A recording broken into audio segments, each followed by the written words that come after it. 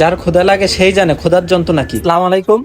আজকে ফরিদের জন্মদিন, তো জন্মদিন উপলক্ষে কিন্তু যে কোনো একজন সুবিধা বঞ্চিত মানুষ কিংবা পাগল মানুষের ফরিদ আর কি খাওয়াবে, তো সেই নিয়েতে আসলাম বাস টার্মিনালে।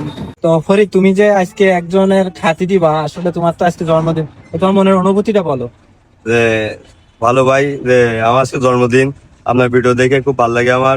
আপনার ভিডিও দেখে যে মনে হয় খাওয়াবো, এটাও আমার ভালো লাগে।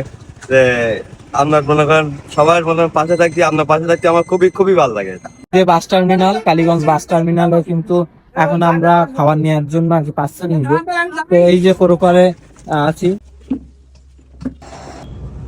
ভাই, খাওয়া দাওয়া করেছেন? দুপুরে ভাত খাইছেন? এই যে নাকি পেয়ে গেলাম, আশপাশের লোকজন বললো যে ইনি নাকি কথা বলে না, তো ফরিদিয়া খুলে দিচ্ছে।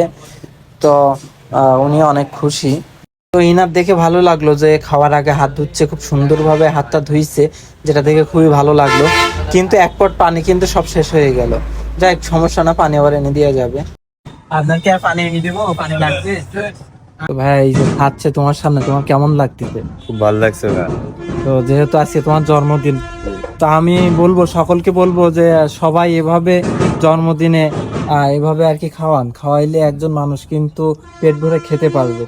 আমরা অতি দ্রুতই আমরা কিন্তু এই যে চুল কাটিং বা নখ গুলো, হাতে কিন্তু অনেকগুলো নখ, তো এই কাজটা আমরা অতি দ্রুতই শুরু করব। যে চুল কিংবা মাথায় কিন্তু জট হয়ে গেছে, পানি ফুরাই ফেলছিল হাত দিয়ে, পরে আবার পানি সংগ্রহ করে দিল।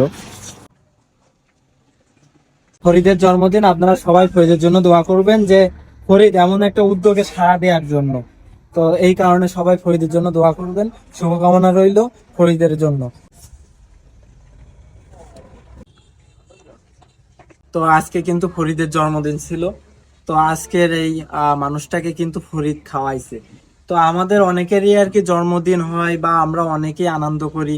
তো তার ভিতরে আমি বলবো যে আপনাদের জন্মদিনের ভিতরে যাই করেন না কেন, একজন সুবিধা বঞ্চিত মানুষ কিংবা এমন ধরনের একজন মানুষের এক সাজ অন্তত খেতে দিন।